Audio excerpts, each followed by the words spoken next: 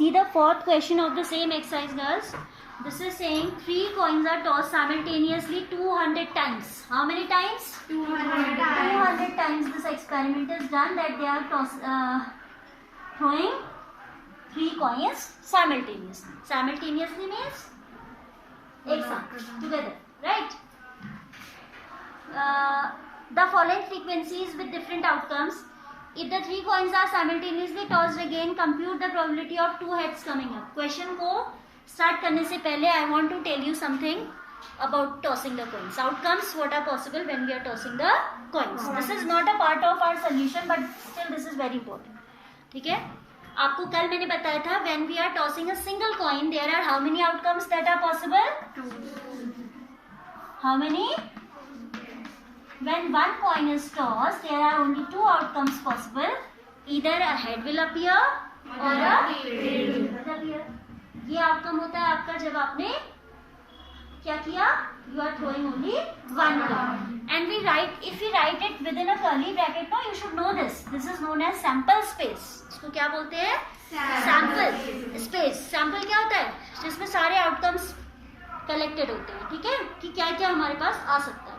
So this is the sample space for throwing a single die. Now I am going to tell you for not die. This is a coin. I spoke wrong. This is the sample space when we are throwing a single coin. If we are throwing 2 coins together, then it can be head, है ना? Yes. Or it can be tail head, correct? Head tail भी हो सकता है and it can be double tail. ये होता है आपका सैम्पल स्पेस. और इसको रफ कॉपी में कहीं नोट कर लेना, ठीक है? Not right now, when you will play the video you can do later.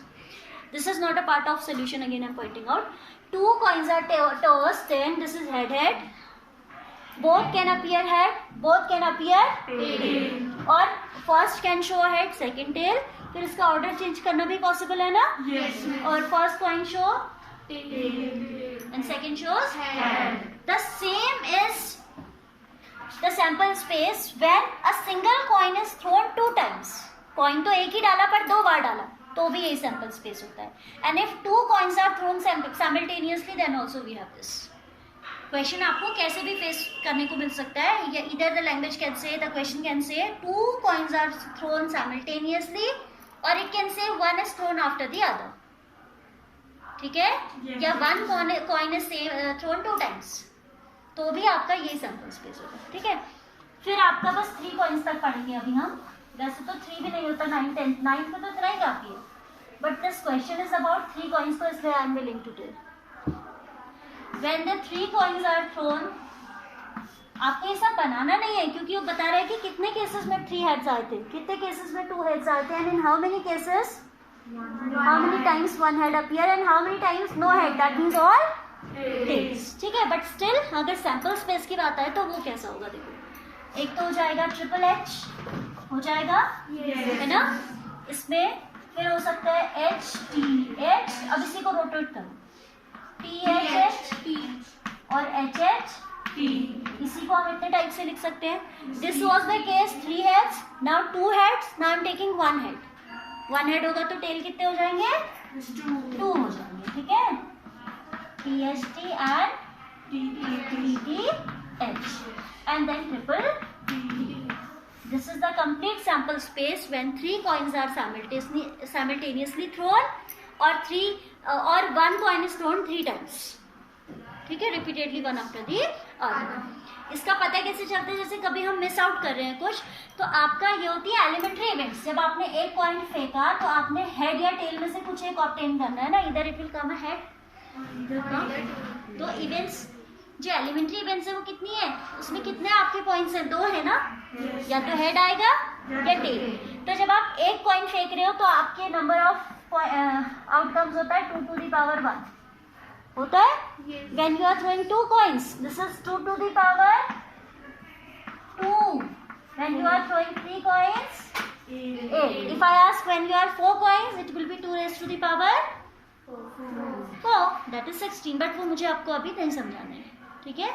This much is more than enough. This is about sample space, ठीक है। एनसीईआरटी में तो ऐसे क्वेश्चंस हैं नहीं, बट क्योंकि ऑब्जेक्टिव्स आने हैं आपके तो आ सकते हैं, that is why I am telling, ठीक है ना।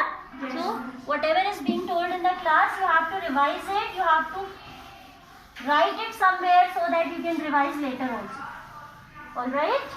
Yes. Now come back to the problem. It says that find the probability. हमें सिर्फ उसने टेबल बना के दे दिया कि भाई how many times 3 had appeared? 23 times. How many times 3 tails appeared? 28 times. हमें तो क्वेश्चन सॉल्व करना है ना, but I was willing to tell the sample space so that you can prepare it for other type of questions, ठीक है। क्या कहा इसने? 3 coins are tossed simultaneously 200 times, यानी कि total outcomes are 200. If 3 coins are simultaneously tossed again, compute the probability of 2 heads coming up. So probability of 2 heads coming up will be favorable outcomes कितने हैं आपके? How many times you are getting 2 head? ये experiment तो हो चुका है कि आपने 200 टाइम्स आपने डाइस को थ्रो किया, ठीक है। डाइस नहीं, फिर से डाइस निकला, coins. But if again we are willing after doing this experiment, throwing a coin 200 times, throwing how many coins? 200 times 3 coins, ठीक है। 3 कॉइन्स एक साथ डाले उन्होंने, कितनी बार डाले? 200 टाइम्स डाले, तो टोटल जो हमारे आउटकम्स है वो 200 है। तो 2 हेड आया कितनी बार? 72 टाइम्स। अब वो कह रहे हैं कि इसके बाद अगर डाला जाए तो क्या प्रोबेबिलिटी है। I told you that in maths when we predict something we use data और सम फिगर्स नो, जो हमें गिवन है।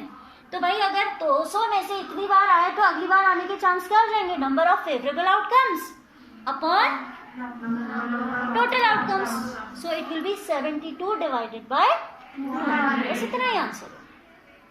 बट क्वेश्चन को समझना इज मोर इम्पोर्टेंट कि क्या हो रहा है। एक्चुअली क्या हो रहा है कि 3 कॉइन्स को एक साथ फेंका गया, हाउ मेनी टाइम्स? इतनी बार। और 2 हेड्स कितनी बार आया? इतनी बार। तो ये हमारे पास जो डेटा है अवेलेबल है।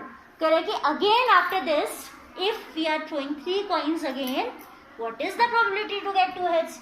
तो हमें जो डेटा गिवन है हम उसी का तो यूज करेंगे, है ना? उसी का तो यूज करेंगे। मैंने कहा था कि मैथ्स में आप ऐसे कुछ भी प्रेडिक्ट नहीं करते हो, आप फैक्ट्स एंड फिगर्स के साथ काम करते हो। तो हमारे पास फैक्ट है कि भाई out of 200 72 times 2 head appeared, so again the probability is favourable upon total outcome 72 by 200, ठीक है।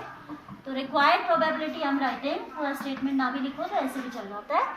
Required probability means probability of getting 2 heads, ठीक है। Favourable outcomes any upon total outcomes n। Formula लिखना is not that much important, आप direct भी कर सकते हैं, लिखो तो बहुत अच्छी बात है। Both are cancellable by 2 as well as 4, ठीक है। 18 4 से 72 होता है ना, so it is 9 upon 25। The answer should be, एक ही पार्ट है ना, this question contains only 1 part, so here it is done.